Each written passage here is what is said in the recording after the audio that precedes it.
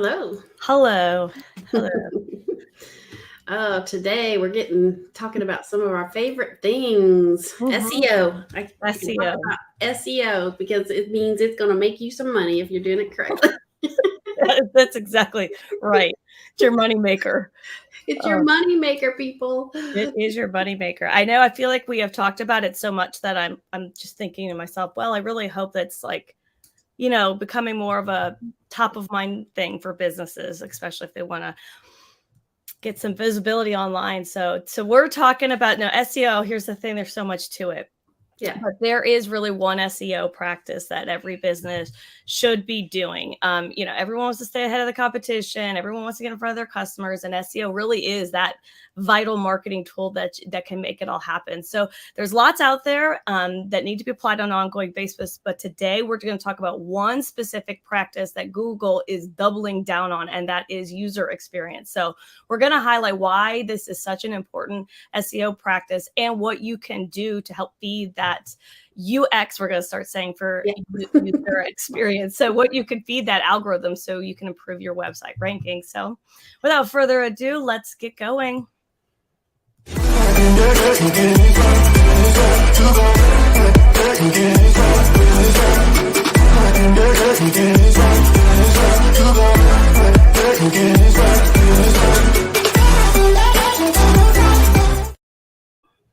Yes, as Sarah said, welcome to Marketing in a Mic, and we're always here to give you a variety of digital marketing tips, trends, guides.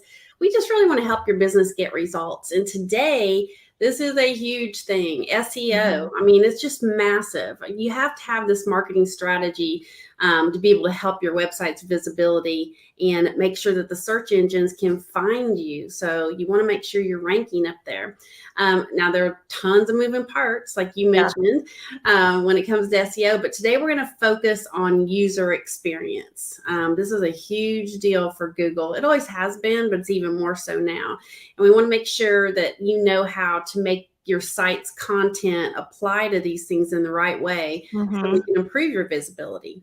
And the visibility, the more people can find you, guess what that means? The more that they're going to contact you. More business, more money. Yeah. So SEO experienced some real significant changes in 2022, and it really all centered around maximizing user experience. And we're going to say UX because everything's got to have a acronym. Yes, exactly. So that's what we're doing. So you may or may not have noticed how much more tailored and interactive that your search feeds are getting. And it's almost as if these search engines can read our minds, and they kind of can, sort of. Very does, sure. Yeah, it's a little scary, but they really study these things. All the search engines, not just Google, but all of them study how we interact online. They watch, what you're doing out there, and then they apply all this knowledge. You probably heard the term algorithm before, and they make it more personalized and want it to be more of an interactive experience for the users. Algorithms are our deal. We pay attention to them for our customers because Google alone will make 500 to 600 changes in a year just to their algorithm to keep things fresh and to keep things moving. And the biggest thing, like we mentioned, is UX, user experience. And that algorithm helps you rank higher with the search engine. So the question is, what should you be paying attention to make sure that your website is applying these important UX factors that Google and all the other search engines are looking for?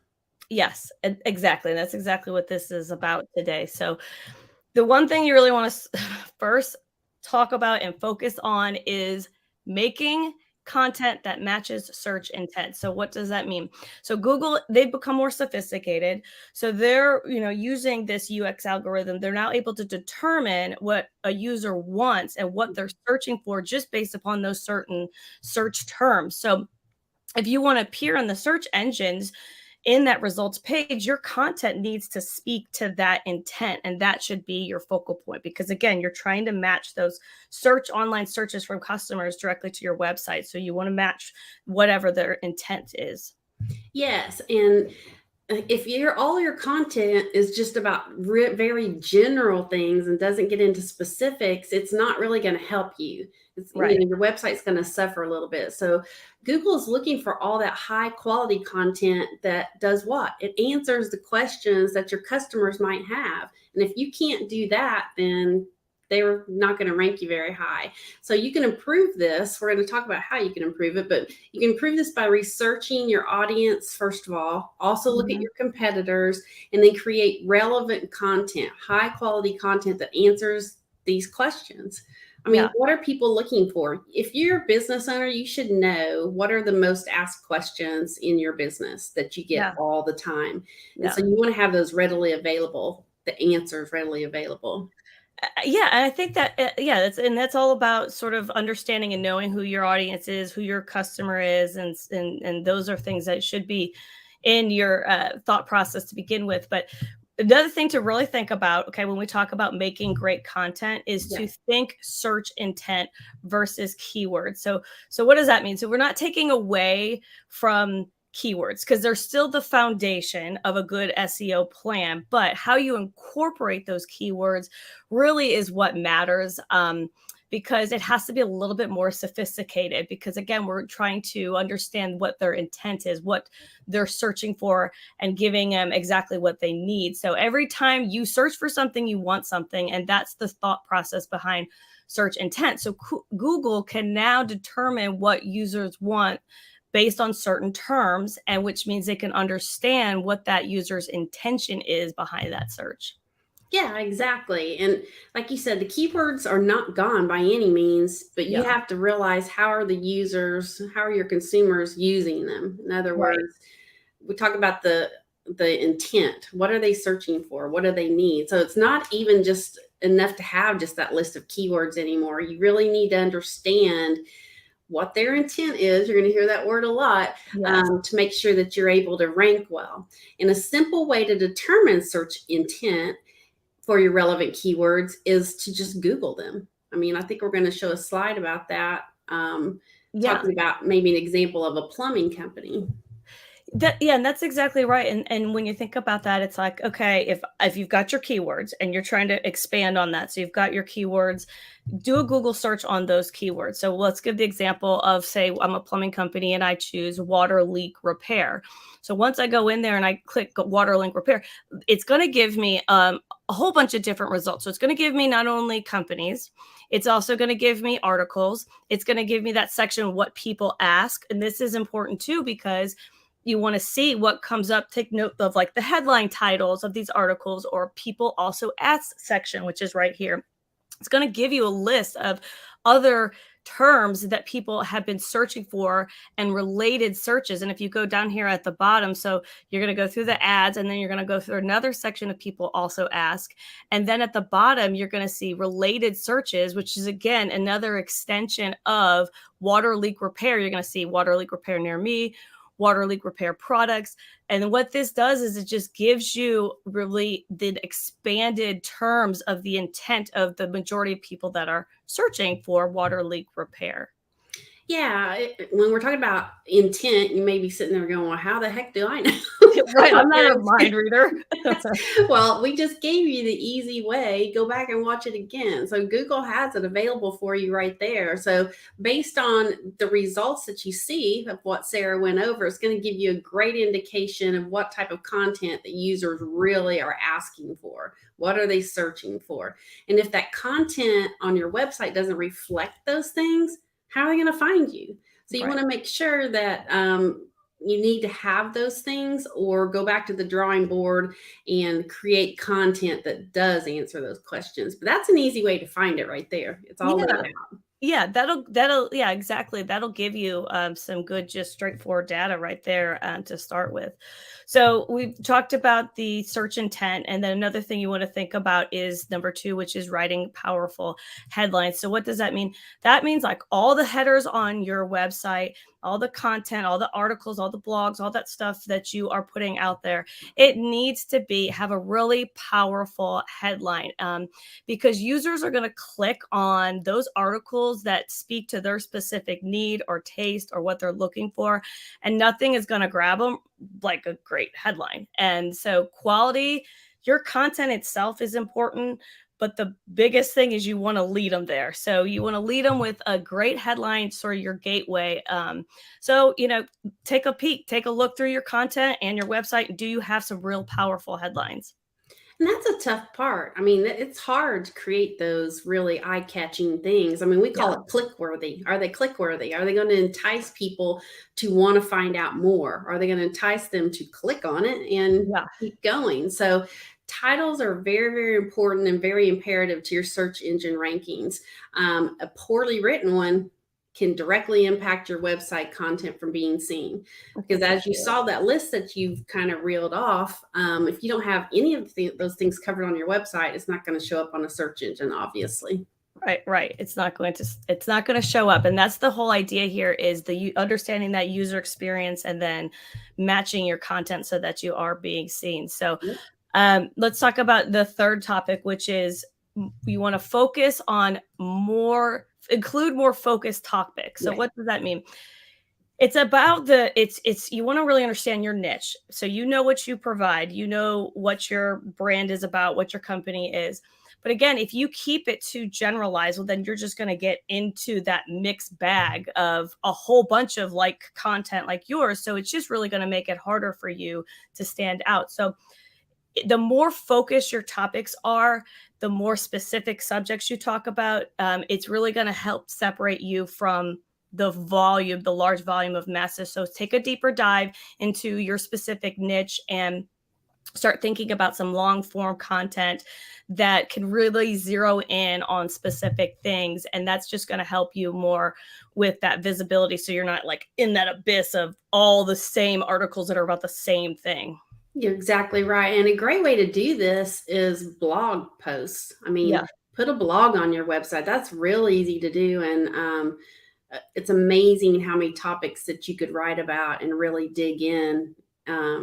We're always talking about those topics. It's like, let's not make a topic this big. Let's get it down to specifics. So kind of like our water leak repair example. If Yeah. you use the drop down, you can see what those specific other things that people are searching for. Like if you expand on that topic and search for maybe how to fix a leaky faucet, then you use the drop down and see all the other related searches like how to fix a leaky faucet pipe or how to fix a leaky faucet single handle. So you can see how people are looking for specific things. They're not Right. just looking for faucet repair. Yes. So they really want to hear about these specific things, and a blog post will be a great thing to help you. I mean, obviously you could put it on your content pages, but I think blog posts would be a great way to do it.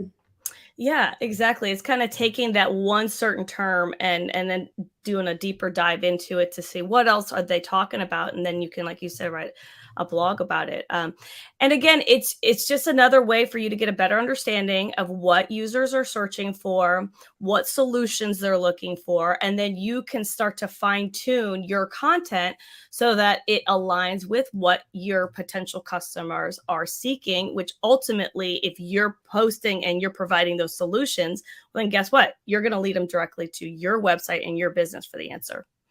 Yes. And one of the easiest ways to cover a lot of those unique things or narrowing down those things is what questions are people asking you all the time? Again, we mentioned that earlier.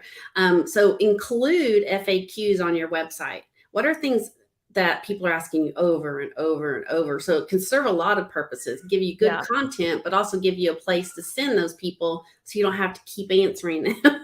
Right. Over and over and over. So it really improves user experience when you have that FAQ section on your website. So you got to think about, why do I really need this? Well, the goal of an FAQ page is synonymous with SEO. I mean, it's going to provide these answers that we're telling you that your target audience is looking for. It's going to get down in the nitty gritty. It's not going to be real broad. And the more your website incorporates search terms that match what these users are looking for, then guess what? The better it's going to perform. So FAQs are an easy way and a great way to help you provide the content search engines are looking for, but also help your business really make it easy. Really, yeah, yeah, and that you kind of come across as an expert, and that's another factor, absolutely. another trust factor. And I was wondering if you were going to get synonymous, right?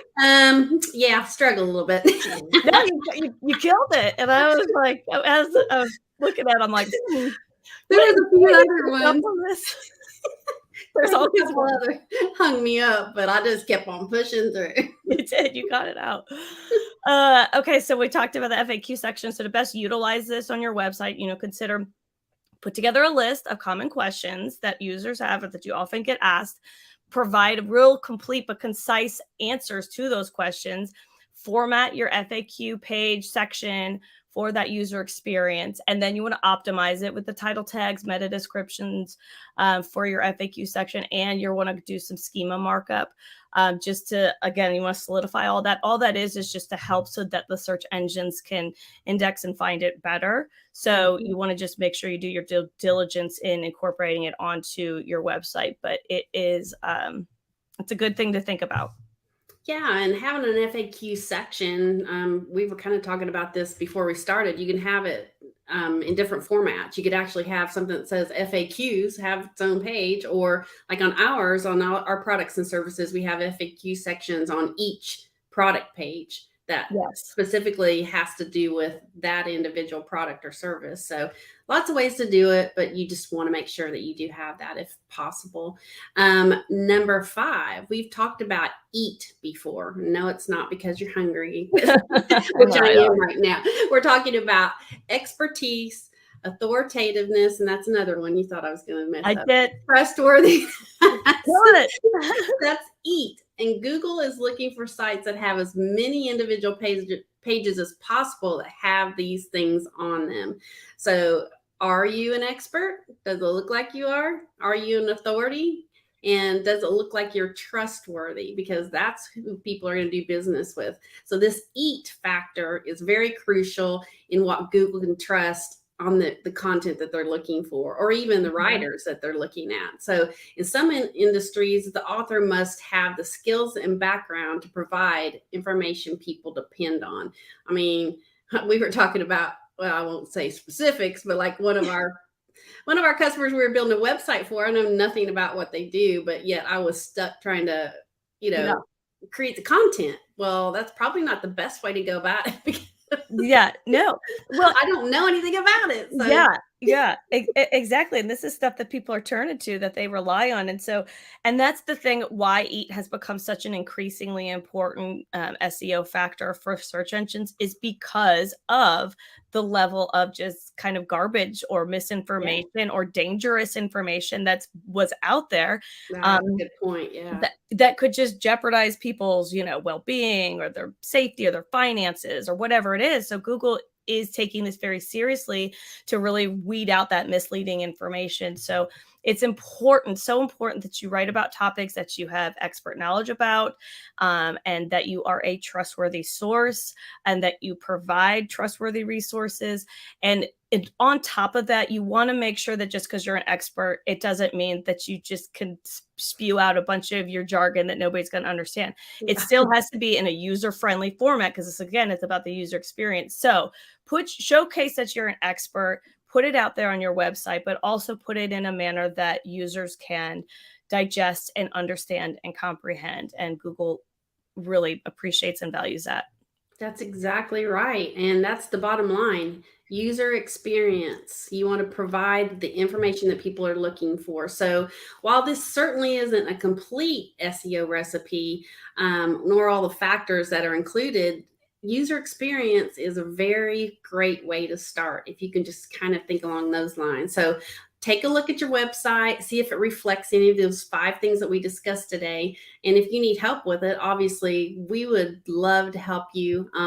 So, just give us a ring, and we hope some of these have given you some tools to get started anyway. Yeah, that's exactly right. We're always here to help you if you're struggling with your online presence or getting more customers. We're here to help. So just reach out to us. And don't forget that we go live on Facebook, Twitter, LinkedIn, YouTube, and you can also catch the replay on Instagram. And if you're listening, thanks for listening on our podcast, Marketing and Mike, and subscribe to it. And we'd love to have you listen and tune in. And don't forget that we also put all of this up on our YouTube channel for your watching pleasure. So yes, our YouTube channel is very robust. So yes, jump on over there. yes, it sure is. Okay, well, that does it for us today. Thanks for tuning in, and we'll catch you next time with an all new show. Take care. Bye. Bye.